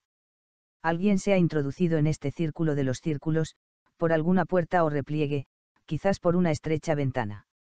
La puerta, o la ventana de Venus, o bien por un clic de la mente. Un derrotado, o un héroe, venido de un universo completamente distinto, portando consigo el original divino, hiperbóreo, de la forma, que el demiurgo corrompiera y el poder de las runas, desciende a este mundo, dándole otro cariz y dirección a todo el proceso de repetición mecánica, pudiendo hasta redimir la materia, transfigurarla, produciendo una mutación que alcanzaría al núcleo central del fuego tectónico. Entra, así, en guerra total con Jehová, su eterno retorno y sus arquetipos. En todo caso, el mal, la verdadera derrota se produciría en el olvido del origen divino y del objetivo último del combate, en la asimilación con el animal hombre, con el Sudra, en la caída en el sueño y la conformidad, cogido para siempre en los engranajes del eterno retorno y destrucción final en la nada. Absorción en el arquetipo, en el demiurgo, en el uno. Llegar a ser, después de todo y de tanto, nada más que el alimento del arquetipo, de Jehová. Ellos residen en la Asgard celeste, en Agartha, en la tierra interna o en ese mundo que pertenece a la otra mitad de nuestros sentidos. Son los divyas. Luego vienen los viras, los semidivinos, los héroes, mitad dios, mitad hombre, los que aún pueden transmutarse en divyas, en el ser total, en el hombre absoluto, en el Sonnenmensch. Y la tercera humanidad de los animales hombres, los descendientes del Neandertal, la más numerosa, que aumenta y aumenta, poblando la tierra hasta sus últimos confines. Sirve de ejército al demonio, al demiurgo, siendo, además, su alimento al final del Manvantara. La hiperbórea a que ahora nos referimos, la terrestre, la polar, el Midgard de los arios, la tierra del medio, está habitada por los héroes semidivinos, siendo el reflejo, la sombra dorada de la Asgard extraceleste, hecha a su imagen y semejanza. Aquí, Botán se ha encarnado en Rama, ha tomado su forma heroica y luminosa. Y como único medio de alcanzar la salida del retorno, las sacerdotisas del sol negro, de la medianoche polar, enseñan el culto del amor mágico y desposan al amado para que pueda dar a luz su propio Hijo del Hombre, su vehículo indestructible de la eternidad, el que no podrá ser devorado por el arquetipo, por el demiurgo, porque se ha construido en el fuego de Vajra Roja, con la alquimia rúnica de Botán y del árbol Yggdrasil. Con él volverá a salir de todo esto, del círculo de los círculos, por la puerta de Venus. Y habrá redimido a la tierra, transfigurado la naturaleza, sobrepasado el Kali Yuga, y todos los yugas. Los signos característicos de los hiperbóreos son los siguientes: inmovilidad, impasibilidad, calma interior, serenidad, gloria, victoria, terribilidad. Cuando el rey actúa, lo hace como el rayo, extendiendo el cetro y proyectando la runa Sieg. La Blitzkrieg. Estos son los signos de los inmortales. Mas, para que el aryo hiperbóreo lo sea realmente no basta con el primer nacimiento, necesita de la iniciación, debiendo pasar por la muerte mística, naciendo una segunda vez. Solo entonces habrá resucitado y será inmortal. He aquí la historia que seguramente se contaba en el Génesis, antes de ser mutilado y transformado por la gran conspiración del Señor de las Tinieblas. Junto al árbol, Ayowine enseñó a Arbaris el amor inmóvil, en la contemplación de su cuerpo desnudo, pero sin tocarla, sin poseerla en el contacto de los cuerpos materiales, que crean el hijo de la carne y de la disolución. Ella despertó sus chakras, sus manzanas de oro, en el árbol del paraíso, en cuyo tronco se encontraba reclinada. Y él se transmutó en Divya, cortando sus cadenas, despertando a Ayowine de su sueño. Fue más que un dios, con la sabiduría del amor mágico, que está inscrita al otro lado de los astros, como el nombre del general. Entonces, Abris fue Arbaris. Argón, quiere decir custodia el fuego eterno, el de los arios. Bar, confía en el Dios que está dentro de ti. Is, domínate a ti mismo y así controlarás los poderes del enemigo. Los sidas hiperbóreos no procreaban hijos de la carne. Moldeaban, plasmaban sus propios cuerpos. Solo con el pecado racial, con la Eva terrestre, se suceden las generaciones de la tierra y se sumerge Paradesa, desaparece el jardín de las manzanas de oro, se apaga la columna de fuego, se oscurece el Bril, se atrofia el ojo del dragón, muere Ayowine, se hunde la Atlántida hiperbórea. Los sidas hiperbóreos pretendieron organizar el mundo en los primeros yugas, arrebatándoselo al demiurgo. Ayudaban a los héroes a recuperar su divinidad total, por medio de la iniciación. A los pueblos de color, a los humanos, les entregaban la felicidad terrestre, organizándolos en castas, en Varna. Los hiperbóreos eran Ativarna, más allá de la casta, del color. Utilizando sus facultades mecánicas en labores útiles, pensaban, quizás, producir por medio de la alquimia del color una mutación mágica en los pueblos semianimales, que pudiera llevarlos, de algún modo, a una transfiguración. Les traspasaron una partícula de inmortalidad, al mismo tiempo que espiritualizaban la tierra, arrancándola de las garras del Señor de las Tinieblas. El campo de batalla, además de la tierra, iba a ser ahora el interior del héroe, del Vira, divino solo a medias. Cuando es el matriarcado el que se impone, los cultos se centran en la luz del año, en un simbolismo de la naturaleza posthiperbórica, en el fuego puramente material, en las ceremonias de la luz en el solsticio de invierno, que inspiran la creencia matriarcal de la reencarnación. La religiosidad devocional, la yoga bhakti, el samadhi vedantino de la fusión en el ser primordial, en el uno, el acento en el chakra anahata del corazón. Lo máximo que se podría alcanzar es al chakra sahasrara, con el mantra Saham yo soy tú. El andrógino. La iniciación patriarcal hace uso de la raja yoga, la yoga tántrica, con el kaivalya en lugar del samadhi, la absoluta separación, la personalidad absoluta, la individuación, pasando más allá del chakra sahasrara, hacia sunya, el vacío, el nirvana, saliéndose hacia algo jamás soñado, ni por los más grandes peregrinos del ansia. Con el mantra opuesto a Sahamamsa. Ame Shiva, Sa es Parvati. Él y ella separados y unidos para siempre, unidos en la separación. Este es el camino de los guerreros y las valquirias de Botán. No existe reencarnación, sino inmortalidad, salida. Salto dentro de una flor inexistente. El sol que hoy alumbra la tierra, es un nuevo sol, surgido con la desaparición de Asgard y la precipitación en el mundo de la materia espesa, con el declinar de la energía de la expiración. La naturaleza también es otra. Tenían razón los románticos alemanes al creer, con Novalis, que la naturaleza podría ser modificada, espiritualizada, por medio de su idealismo mágico. Regenerada, transmutada, transfigurada, arrancada del dominio de la respiración cíclica del demiurgo por el combate sincronístico y el sacrificio del héroe hiperbóreo. Tanto el hombre de Neandertal como el de Aurignac son creaciones robóticas y fallidas del demiurgo, circunscritas a la ley cíclica de la evolución e involución dentro del eterno retorno, de su expiración e inspiración. El hombre del Cromagnon, cuya aparición repentina es un misterio, corresponde a la entrada de los hiperbóreos. La alquimia de la transmutación del Vira en Divya, en la iniciación guerrera y tántrica de amor, actúa rectamente sobre los genes, la sangre y sus grupos, alterando la zona más sutil del metabolismo, resucitando a la Tivarna más allá de Varna. Pero únicamente entre los viras arios es posible. En los nacidos dos veces, porque una vez existió otra luz, una luz que no cambia, la del sol negro antiguo, polar, a través de la cual es posible salirse, dar el salto, hacia la flor inexistente del rayo verde. Y ese sol negro no es otro que la puerta de Venus. Es Lucifer, el verdadero guía del retorno a Hiperbórea, en el otro extremo, opuesto al Cristo de la luz cambiante del nuevo sol, de la muerte y disolución. Así, el Vira tántrico tiene posibilidades que quizás no se den para ningún otro en el sucederse de los yugas. Puede llegar a ser totalmente consciente del misterio y, de ese modo, abrir paso a suyo por un camino que no ha sido transitado ni por los dioses, en todas las edades de este universo cerrado. Y ello porque el camino no existe, el héroe lo hace al andar, lo inventa, lo abre a los golpes de su espada. Es un camino inexistente, una flor inexistente. No existe, porque conduce a algo que tampoco existe, un sueño nunca soñado ni por los más grandes peregrinos de la nostalgia. Más allá del círculo de los círculos, de los dioses, de los arquetipos y de las estrellas. En la pura inexistencia del rayo verde. Solo los héroes tienen esta posibilidad, los semidivinos, los que de este modo nacieron, pero no todos la realizan. Es muy difícil.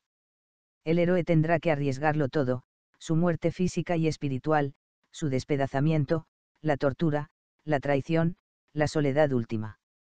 Y sin soltar jamás la espada deberá mantenerse firme, inquebrantable, resistiendo las angustias y los dolores hasta el final, hasta la última prueba, hasta la última duda, cuando haya creído que todo fue en vano, que nada ha sido cierto, que solo su mente, sus creaciones mentales le han llevado a ese fatal trance y al desplomarse del universo sobre su entero ser despedazado. Si el héroe pasa por esta prueba, si logra sobrellevarla, al otro lado, en el Valhalla de Wotan, su valquiria, junto con el padre de los héroes reunirán sus pedazos dispersos, resucitarán su gloriosa carne, ahora de Vajra roja, inmortal, permitiéndole partir hacia una región a la que solo su valquiria podrá seguirle, porque ella es su única compañía y ya no tendrá otra, ni siquiera dentro de ese sueño jamás soñado. Su camino no tiene nombre, es el camino inexistente del rayo verde. Y la forma, la única forma, en que este espantoso designio pueda llevarse a cabo, es respetando el pacto de antisangre, el ritual de la sangre mezclada, de la sangre impura. Porque es este también el fluido a través del cual el príncipe de las tinieblas se opone a los divinos del rayo verde, preservando su memoria, sus archivos de la sombra, comprometiendo en la iniquidad a sus elegidos, y así acontecerá otra vez, cuando la tierra vuelva a ser destruida muy pronto, al final del Kali Yuga. Cuando un nuevo experimento del demiurgo se repita en el eterno retorno, con la proyección de otro Manu. Y los divinos hiperbóreos deban entrar nuevamente a combatir, haciendo uso de las runas. Transmutar el Vira, que es mestizo de primer grado, en Sida Divya, en superhombre, en Kaula, en Sonnenmensch, en hombre del sol negro. La raza blanca fue poseedora del Bril y de una condición especial para percibir el espacio en 3 y 4 dimensiones, cosa que el animal hombre, el Sudra de los pueblos de color, no posee. La posibilidad de recuperar aquellas cualidades de la raza blanca original se haría efectiva únicamente por una alquimia del regreso, yendo hacia atrás, con la mezcla consciente del semiblanco con el más blanco, por una eugenesia estricta en los matrimonios y en la progenie, hasta lograr el punto exacto de la transmutación, donde todo dependerá de la magia o del milagro de la nueva encarnación de un espíritu que hará realidad la recuperación del poder perdido, del Bril y de las cualidades de la visión que aún existían en la segunda hiperbórea polar. Desde niño, por instinto al comienzo, jamás he rendido culto a esos padres de la patria, ni a sus instituciones masónicas. Ya lo dije en Ni por mar ni por tierra, hace más de 30 años. Ellos dividieron este continente del sur en más de 21 países de opereta, aislándolo para que así pudiera cocerse en su propio mestizaje, en su propia oscura salsa bastarda de marranos y negros traídos del África como esclavos por los sucios encomenderos. Ya sabemos cómo el masón Bolívar inventó Bolivia, una suerte de Tíbet sin lamas y sin Tíbet. Sin atumarunas ya. Bolivia, hasta en el nombre procede de Bolívar. Y así nació este nacionalismo sudamericano, sin destino, sin base alguna, sin raíz auténtica. El único remedio, el remedio radical para la curación de la humanidad sufriente, es el quebrantamiento de la servidumbre del interés del dinero. Este quebrantamiento significa la única posible y definitiva liberación del trabajo productor de las potencias del dinero que dominan secretamente el orbe. El quebrantamiento de la servidumbre del interés significa la restauración de la libre personalidad, de la salvación del hombre de la esclavización y también de la fascinación mágica en que su alma fue enredada por el consumismo. Elvira dispone, así, de una fuerza viril, heroica, que actúa a contracorriente. Es la fuerza que posee el Saddhaka, o iniciado tántrico.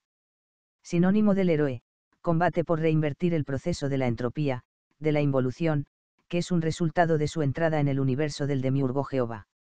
Y Seseil del círculo del eterno retorno, para siempre. Únicamente retorna a voluntad, como avatar, como Tulku. Dentro de un linaje hiperbóreo, de una casa de familia, con uno que llegue, que ejecute la melodía hasta su consumación, que dé a luz el Hijo del Hombre, que construya su Eidelón, su cuerpo astral y con él se salga, bastará para que todo el linaje participe de la resurrección y del retorno a Hiperbórea. Para Elvira, para el guerrero de Botán, el entrar aquí a combatir es una obligación de honor y lealtad. Únicamente así podrá luchar contra la creación demoníaca del Señor de las Tinieblas, llegando a transmutarla, a transfigurarla. Y hasta el sexo le habrá servido, como medio de arrebatarle algunos pasos al demiurgo, transmutándolos en viras, por medio de este sacrificio tántrico, por así decir. Esta es la gran guerra. Partiendo del plomo, la piedra filosofal permite remontarse hasta el aurum potabile, hasta la edad dorada, de Saturno y Rea, hasta el Satyayuga, enderezando la lanzaeje polar. El camino pasa por la Nigredo, la muerte mística, hasta la Albedo, la resurrección de los segundos nacidos, de los arios de la raza blanca, hiperbórea, para alcanzar al fin la Rubedo, el rojo de la materia inmortal de Vajra, del caballero de rojo, de las plumas del ave fénix, del pájaro que no existe. Es esta la danza del ave del paraíso, de mis visitas de la reina de Saba, la flor inexistente, la inmortalidad, que hay que crear, inventar, la materialización con Vajra del cuerpo astral. La resurrección del Hijo del Hombre y de la eternidad. Un juego de espejos infinitos, en el plagio del demiurgo, hacia abajo y hacia arriba. La muerte para el Ario, para Elvira es renacer a una nueva vida, con el cuerpo de Vajra inmortal. Se trata de pasar más allá del arquetipo, de escaparse por la puerta de Venus de las garras del demiurgo, que ha aprisionado a los guerreros arios, a los exiliados, con el eterno retorno de lo mismo, con la pesadilla de su maya ilusión. Esos rollos de pergaminos decían que él era señor de una orden de las capas negras, blanca y roja. Todo el proceso alquímico del arte real de la transmutación, así resumido. La capa es el manto de Repanse de Cholle, es la Tarncape de Siegfried y la túnica de Neso. Es el cuerpo astral, la inmortalización y materialización del cuerpo astral. Es el mal del desliz a través de la ventana, de una bilocación espaciotemporal, hacia este plano de la manifestación, donde rigen los arquetipos y el demiurgo Jehová, constructor de golems. El mal consiste en un clic mental que ha hecho posible el aprisionamiento y la mezcla de los divinos hiperbóreos. La derrota en un combate cósmico, la pérdida de una gran batalla, en una guerra que aún no termina. Consiste el asag en acostarse desnudos, en un mismo lecho, con la amada, pasando allí una noche sin tocarse. A veces, se pone una espada desenvainada entre ambos, como en el asag de Tristán e Isolda. Esta prueba de iniciación de los trovadores se diferencia del coito mágico ceremonial tántrico, Maituna, en que el asag es casto, pudiendo formar parte del tantrismo de la mano derecha y el Maituna pertenece al tantrismo de la mano izquierda, donde se posee físicamente a la mujer, pero sin eyacular el semen bundi, sin llegar al orgasmo por parte del iniciado hombre, del sadaka, por lo menos, al orgasmo físico. Se trata de evitar la creación de un hijo externo, de la carne, invirtiendo el proceso. En lugar de ser la mujer la preñada, es el hombre quien queda incinta de un hijo interior, dando vida al cuerpo astral, que no es hijo de la vida, de esta vida, sino hijo de la muerte mágica, en esta vida, para poder vivir más allá de la muerte. El Hijo del Hombre. Es decir, amor, sin muerte, inmortalidad.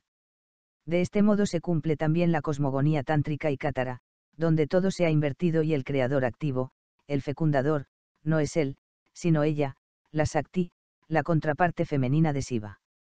En el momento actual del Kali Yuga, el cuerpo se ha materializado lo suficiente como, para no poder encontrar una salida más que haciendo uso de su propia materialidad, o sea, del tantrismo de la mano izquierda y del Maituna. Su técnica fue descrita como cabalgar el tigre, lo que también podría llamarse marchar por el filo de la espada. Si uno se cae, el tigre lo devora. La alquimia es una ciencia de la segunda hiperbórea, ciencia de la Atlántida, que tiende a restaurar lo perdido. Es ya una ciencia y un camino de regreso. Es el cuerpo astral creado, recreado. Es él y ella, en el caso de él y ella él, en el caso de ella. Porque el cuerpo astral no existe sino virtualmente, en potencia. Hay que crearlo, inventarlo, en este proceso misterioso de amor alquímico. El cuerpo astral es el andrógino, que vive más allá de la muerte del cuerpo físico, recreado en el fuego del opus, con la transmutación de los materiales del cuerpo físico que así se transforma, después de haber pasado por la Nigredo, la noche oscura y negra de la muerte mística, enseguida, por la albedo, o resurrección de esa muerte, pudiendo alcanzar la rubedo, la inmortalización por medio de la materia espiritual roja, que se produce en el rayo verde. El primer misterio se consuma con la resurrección del cuerpo físico, que es arrastrado a su resurrección por el cuerpo astral, como en un carro de fuego, como en un vimana, pues su forma se ha hecho redonda y es llevado fuera de este mundo por la puerta de Venus hacia una situación no soñada ni por los más grandes peregrinos del ansia. El segundo misterio, que se cumple en el opus de esta iniciación de amor, es la resurrección e inmortalización de la soror, de la amada, como una consecuencia de la inmortalización del alquimista, del sadaka, del héroe guerrero, del vira. Él la lleva a ella a resucitar e inmortalizarse. En Nos, libro de la resurrección, esto ha sido revelado, intuido. Y ahora hay dos andróginos, un hombre absoluto y una mujer absoluta, dos esferas. Él ella y ella él, que se aman unidos y separados para siempre. Reunidos en la separación. El tercer misterio de esta iniciación hiperbórea es la mutación de la sangre, que se produce primero en las venas del cuerpo astral, logrando luego la regeneración de la sangre del cuerpo físico del vira, por medio de la vibración ígnea del azufre, capaz de transmutar el plomo de Saturno en aurum potabile, de modo que se pueda realizar la ceremonia hiperbórea de la minnetrinken, de la comunión de la sangre, que se bebe en la copa de oricalco del grial. Parece el amor profano y el culto del cuerpo físico del hombre y la mujer, esa aberrante historia de nuestros días. Se ha inventado el amor del occidente cristiano, hecho para el animal hombre, para el pasu, anejo de todo simbolismo superior. Se ha perdido el duro y frío camino, el fuego polar de un culto mágico, de una iniciación secreta que, practicada por un vira y su yogini, por un guerrero y su valquiria, les transmutaría en dioses inmortales. Y en más que dioses. Es en la sangre del alquimista donde se produce la transmutación, porque ahí está el plomo, el azufre, el arsénico, el cinabrio. Y por medio de la compulsión del mercurio, que circula en la sangre de la soror. Hay una ciencia antigua, una técnica hiperbórea que hace posible retornar al vira a su origen divino, que perdiera en un combate, o situación desconocida, que aquí hemos venido descubriendo. Esa otra ciencia se preserva gracias al cordón dorado de una memoria de la sangre aria, que aún no se rompe. El camino de esta ciencia es retrógrado, hacia atrás, hacia el origen polar. Es el de la esvástica levógira. La mutación que se pretende es la del vira en divya, en el ser divino que fuera. Y esto se logra con la resurrección del cuerpo astral, del Hijo del Hombre. Algo que solo los viras pueden lograr, pues solo ellos tienen cuerpo astral en potencia, virtual, porque únicamente ellos fueron cuerpo astral en el origen, en hiperbórea. El resto no. Son solo pasu, animal hombre, esclavos de la Atlántida, productos sueltos de una evolución, siembra planetaria, golems, robots de un demiurgo. Nos desagrada tener que referirnos a Cristo, aunque sea al Cristos de la Atlántida. Jesucristo es un judío que ha estado estropeando el mundo por los últimos 2000 años, sea con el cristianismo militante, catolicismo o protestantismo, sea con el rosacrucismo, con la teosofía o cualquier secta ocultista de Occidente. Con Yuxio, Maituna, al parecer con los cuerpos físicos, pero en control de sus esencias semen, bundi y rajas. Está destinado a reactivar los chakras y a dar vida al cuerpo astral, que será el hijo de este coito mágico, alquímico, en que se transmutan los metales del vira.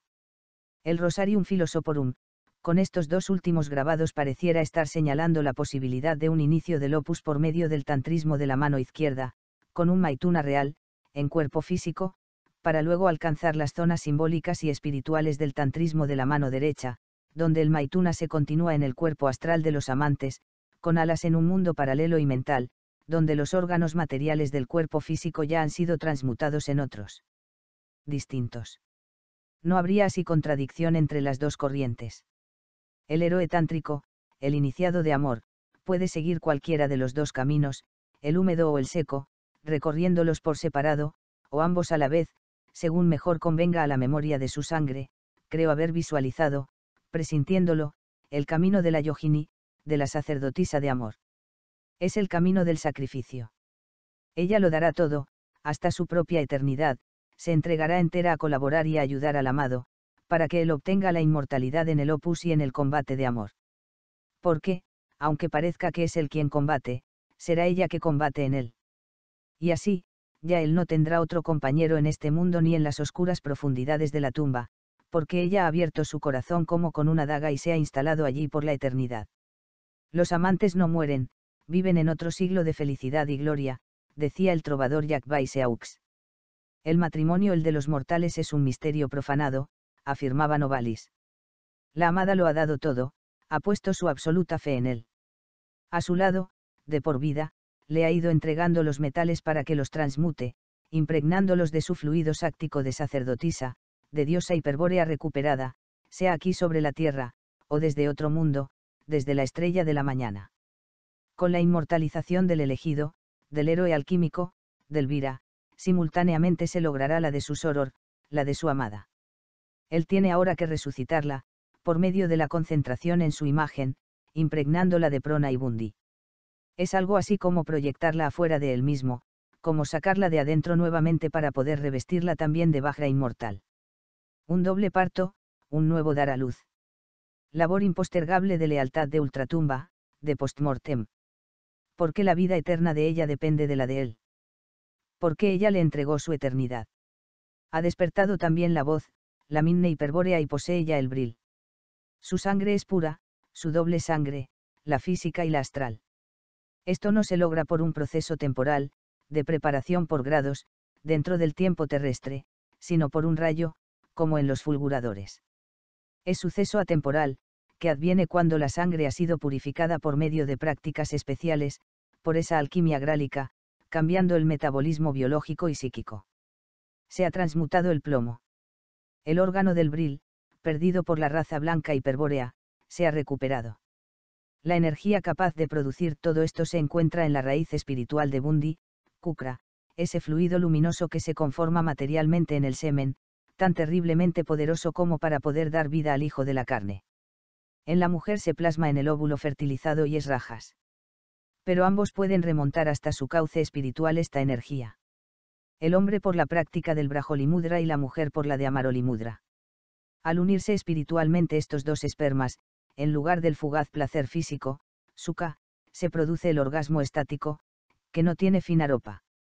Rajas ha transmutado la sangre del Vira en fuego y en Kukra la de la Yogini. La congestión astral transmuta los cuerpos y produce la transubstanciación de la sangre.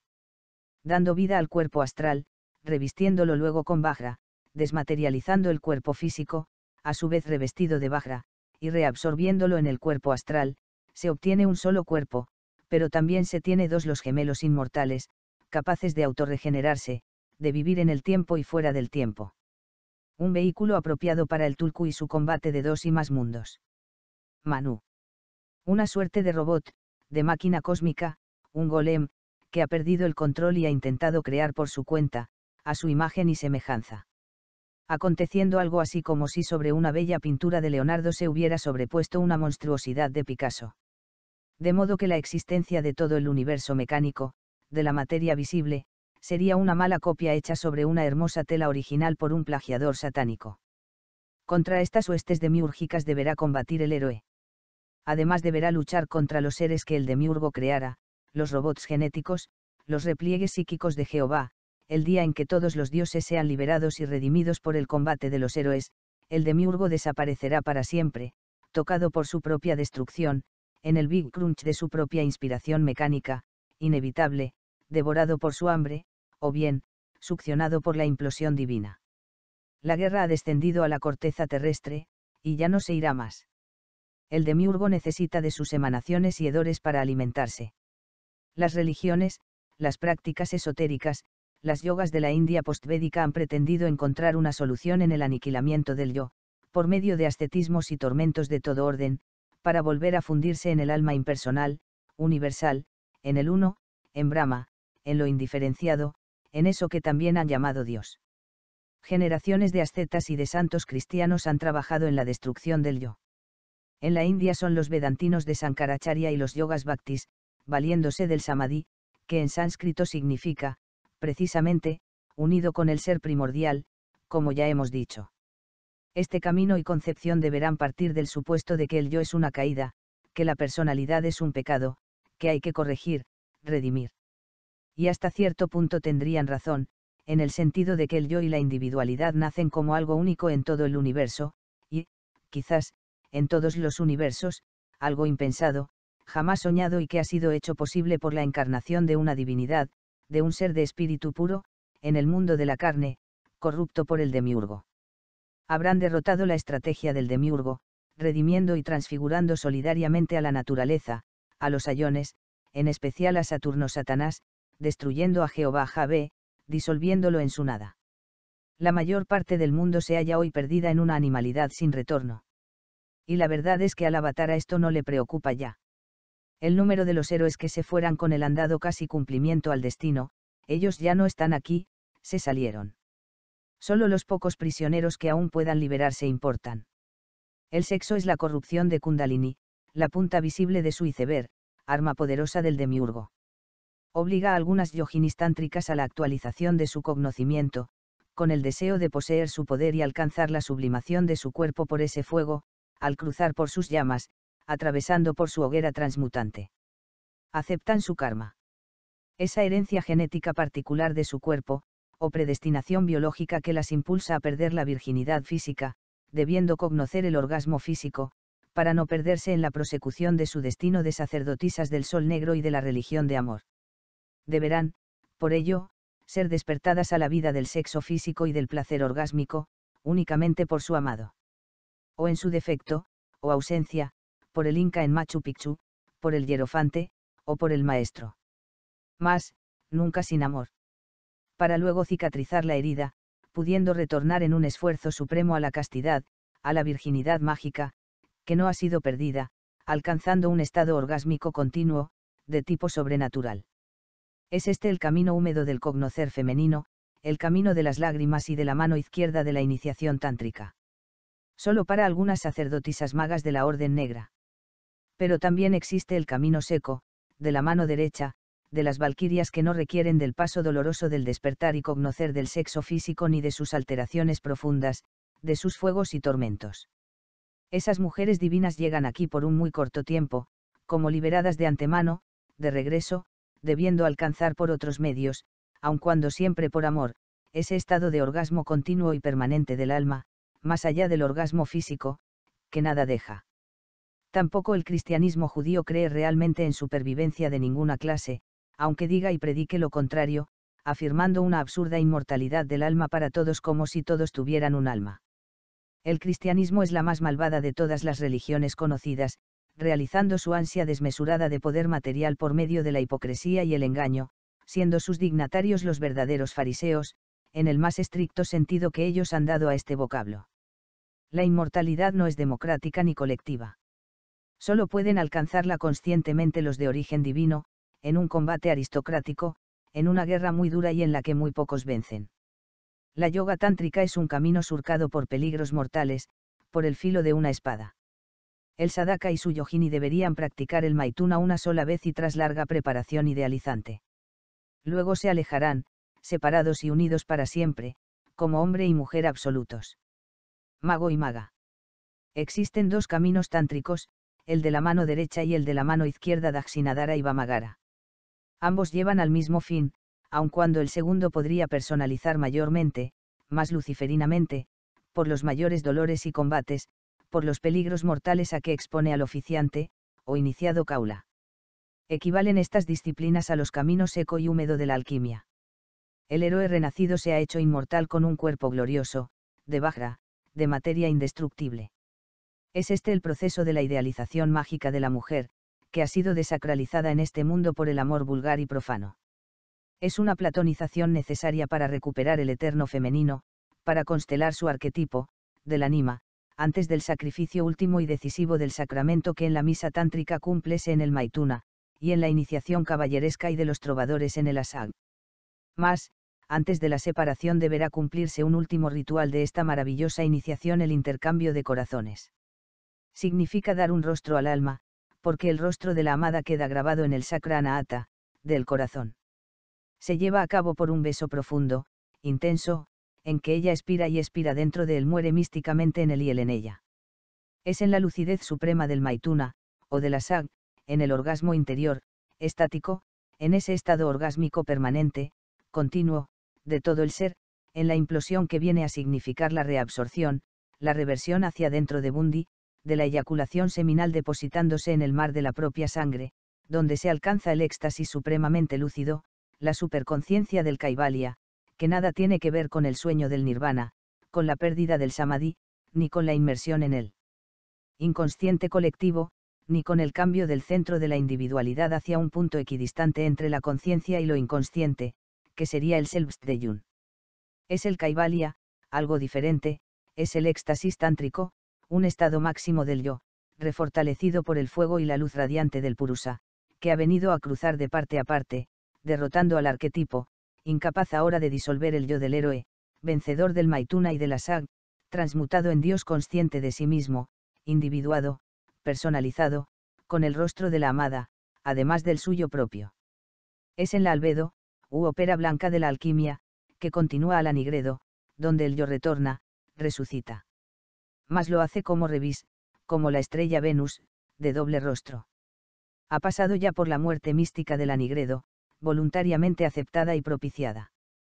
Y es el cuerpo resurrecto del héroe, al tercero o noveno día, el mismo cuerpo, solo que sutilizado, debiendo revestirse de una materia roja, inmortal, en la rubedo, que sigue a la albedo, materia dura como el diamante, aunque invisible a los ojos de la tierra y que en sánscrito han llamado Vajra.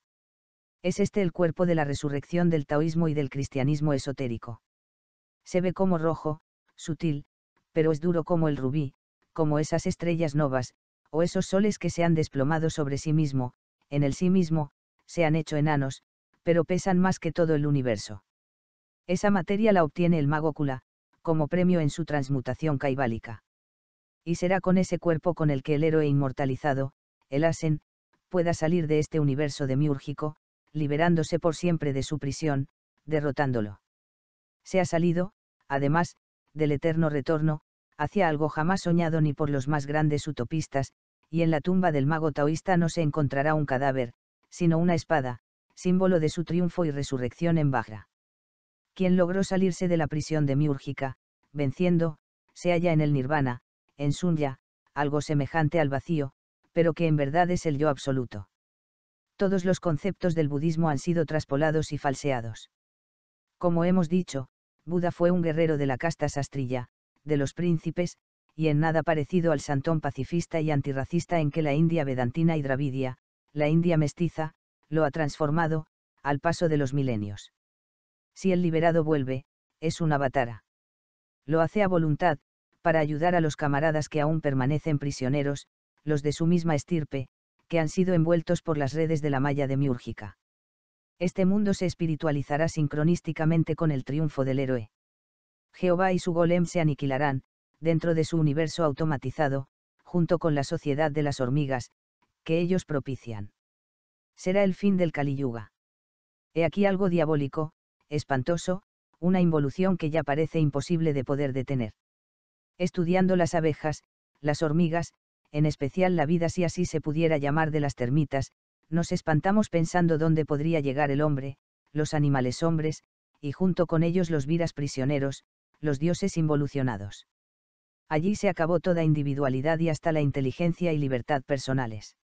Solo hay trabajo continuo, reproducción y muerte.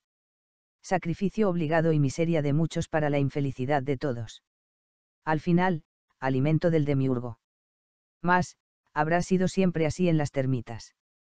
Se presiente también allí como una inteligencia inicial, que alguna vez fue, como un primer impulso que planificó esa organización perfecta, tal vez de un solo individuo, o de una élite, que luego desapareciera, perdurando nada más que el automatismo. Es posible que las termitas, las hormigas, las abejas, en muchos millones de años, en otros manvantaras, hayan sido también dioses, seres divinos, hechos prisioneros por el demiurgo, involucionando en lo que actualmente son. El demiurgo no podrá impedir la resurrección del héroe, pues carece de fuerza y capacidad en contra del espíritu. El héroe tendrá que marchar por el filo de la navaja, venciendo al sexo físico y sobrepasando al pensamiento racionalista, antes de poder alcanzar el continente sumergido de la Atlántida, la Hiperbórea recuperada, descubriendo las entradas a la tierra hueca, interior, en los oasis de la Antártica, o en el monte Melimoyu. Tendrá que resucitar el cerebro antiguo para reencontrar el conocimiento de las runas y el poder Odil, que lo llevarán al triunfo y a la resurrección, mutándose en hombre absoluto. Un gran jefe guerrero, el depositario de la tradición, del espíritu de una comunidad de sangre. Pero Manu es una divinidad que vuelve al reiniciarse un nuevo ciclo de la manifestación, a encarnarse otra vez en el hombre. Viene como legislador y padre de una raza raíz. De allí el código de leyes de Manu. Y es un hombre, una divinidad hecha hombre, es el hombre que vuelve, que vendrá después de la catástrofe, del crepúsculo de los dioses y los héroes, en el eterno retorno. El avatar ha cerrado un ciclo, un gran ciclo, en este caso, Manu viene a abrir un nuevo Manvantara. Y entrega sus leyes. Nosotros, los que hemos luchado junto al último avatara, debemos ahora combatir hasta el final por el hombre que vendrá, que retornará algún día, por Manu, para que la esperanza de derrotar definitivamente al demiurgo no se pierda, dando fin al eterno retorno. Será, así, una nueva posibilidad, un nuevo ciclo recurrente de la lucha, cuando otra vez un dios desciende un Divya, votan para dividirse en toda una tribu, en una raza, en un ejército, tras haber roto su huevo primigenio. Nuestra lucha es en más de un plano, como lo fuera la de los dioses, nuestros ancestros, que llegaron aquí a combatir. Es simultánea, solidaria, sincronística. Porque nosotros somos esos dioses que descendieron al pesado y tenebroso mundo del demiurgo, para tratar de arrebatárselo. Seguiremos sus ejemplos, aun cuando veamos oscurecerse cada vez más el horizonte.